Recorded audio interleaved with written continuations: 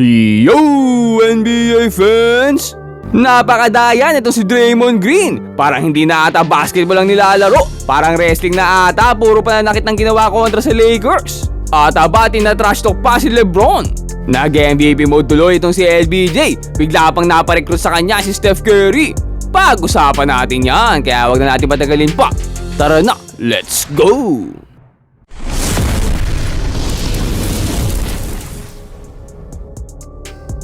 At ayun nga no, muli nga nagkaharap ang Los Angeles Lakers at ang Golden State Warriors. Dumayo nga itong GSW ngayon sa Los Angeles, kaso lang wala si Steph Curry sa kanila. Pero nandito naman ang kanilang backup point guard na nakapagbigay sa kanila ng unang puntos. Rui Hachimura naman agad, bibitaw ng 3-pointer simula pa lang ng laro. Pat Spencer nga ulit no, pero ikot muna ang bola. Muntik pa maagawan dito ni Hachimura, what a nice defense, kaso nabalik kay Moody. Na-recover pa at naipasok ang jumper. Pero sa kabila niya no, mainit ang naging start dito ng Los Angeles Lakers. Marcus Smart, 3% of their field goal attempts have been three-point shots. Yikes. Nice feed inside. Hayes gathers. Kaso nasagot sila dito ng magandang ball movement ng Golden State. Nakuha pa nga nila ang momentum. Melton, just so good to see him healthy again. Moody launches, and that's good. And the foul. Draymond Green back up top. Anthony Melton goes inside and banks it home. Podziemski launches his. That to go. Payton the rebound, banks it up. Na-stack up na nga dito ang Los Angeles, pero ito na si LeBron James. Nadulas-dulas pa si Draymond paghabol sa kanya at sumalaksak na nga. Kaso GP to dito, ang ganda rin ng galaw. Bigla ba namang sumide step against sa sentro na si Maxi Kleber. Kaya dito si Steph Curry tuwang-tuwa no? Kaya dito pinasok na ng Lakers ang bagong kuha nila na si Luke Kennard. Ito lang naman na may pinakamataas na percentage pagdating sa 3-pointer ngayon sa NBA. Sa possession na nga ito na nagkakagulo pa, nakakuha ng steal si GP2, nabawi rin ni Vanderbilt, nabigay nga kay AR at nakita na si Luke Kennard, bumitaw na agad ng 3-pointer, first shot na sa Lakers, 3 points agad. AR naman dito, makikita sa corner si Vanderbilt, back-to-back 3-pointers para sa Lakers. Kaso ang Warriors dito nakakuha ng back-to-back inside pass, nakakalusot sa depensa ng Lakers. Picked up Richards, finds Horford. Horford lays it up and in. Pero sa kabila niya no, isa nga lang ang kalamangan ng Golden State kontra sa Lakers pagtapos ng ating first quarter. LeBron James dito no, disappointed sa naging performance nila. Kaya pagpasok ng second quarter, parang ginanahan na bigla si LBJ. Ang ganda nga ng pass niya kay Vanderbilt at sumalpak na dyan si Vando. Pumoste pa siya dito, nakakuha ng foul, counted, and one pare. Kaso talagang parang natutulog sa depensa dito ang Lakers nakakalusot yung mga pasa sa ilakalim. Pat Spencer dito nakakuha pa ng mismatch against kay Jackson Hayes. Penis ang center At talagang sobrang ganda ng mga pasaan nila dito. Nakalusot yung pasa kay Podziemski. Ganda naman sana ng play dito ng Lakers, nakalusot si Kennard, kaso inabol siya ng matanda. At ayun, sinupal-pal 3-pointer niya, sure ball kasi yun Nakakuha pa nga sila dito ng back-to-back 3-pointers. Moody, good open look, that one goes down. Pero Rui Hachimura dito answers with the back-to-back basket. Hachimura, nice move, and the finish. Wing for a wide open three-point shot. Cannot happen. Hachimura launches that three-pointer. Sinundan pa ng napakatinding galaw mula kay AR. Nagmamagic sa ere, penny si Draymond Green. Kaso dito nakakuha rin ng magkasunod na basket ang anak ni Steve Kerr, Podziemski.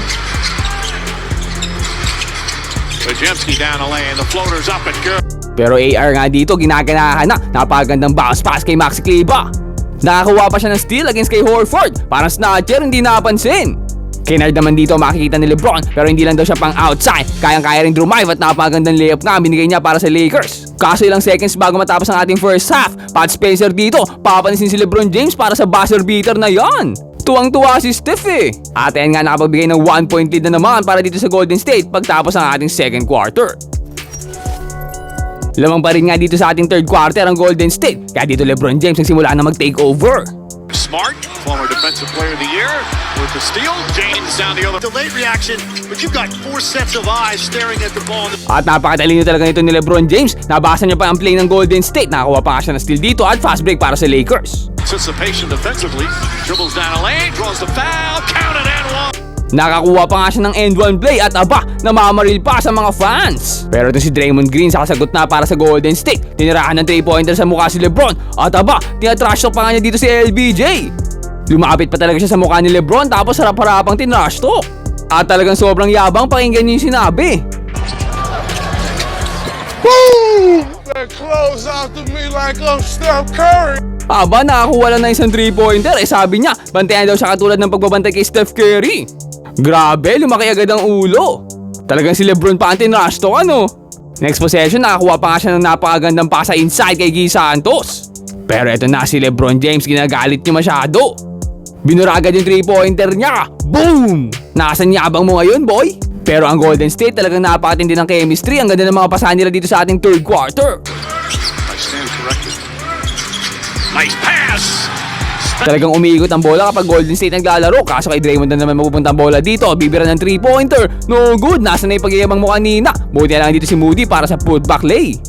Dito nga Lebron James makikita. Si Vanderbilt sa corner. Open na open. Pag nawalan pa yan, ewan ko na lang, boss. Lebron naman dito titirahan sa mukha si Draymond. No good. Pero what a power rebound mula kay Drew Team. At Marcus Smart dito. Niyoyo pa ang bola sa ere. Wow!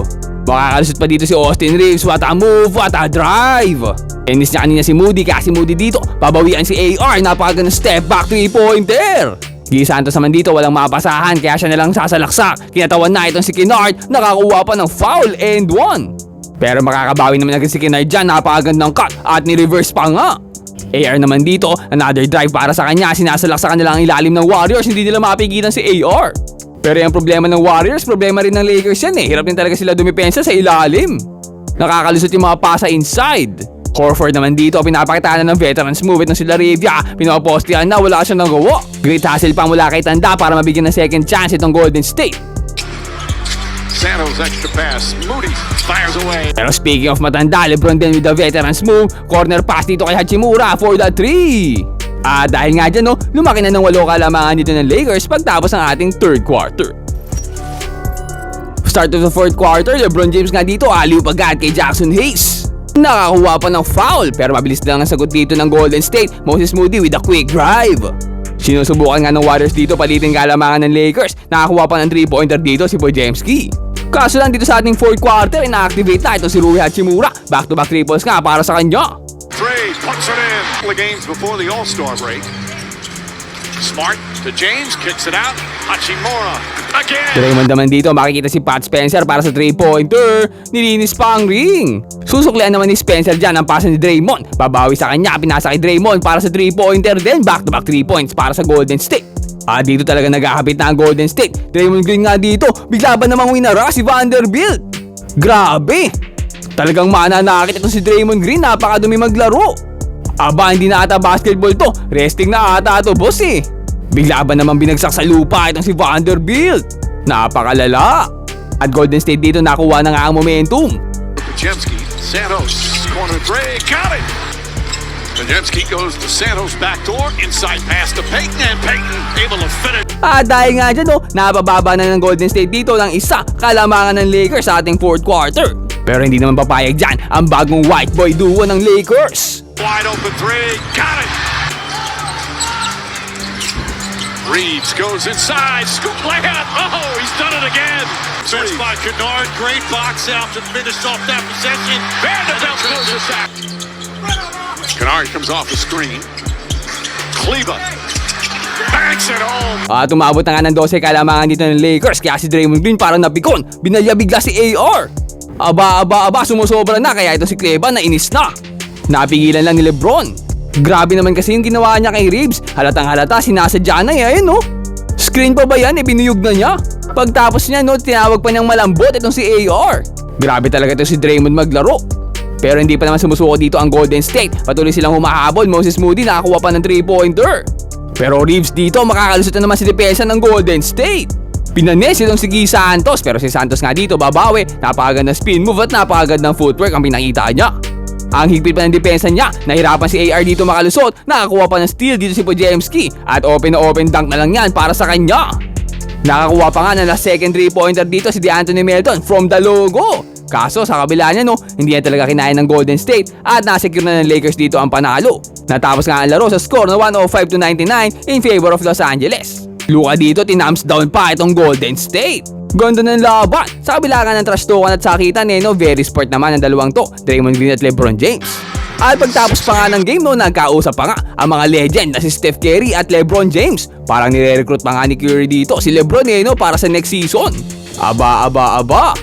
Nakakatakot na duo yan kung sakali nakita nyo naman sa USA Olympics. Pero syempre iba ngayon, magkalaban nga sila at Lakers ang nag-uwi ng panalo.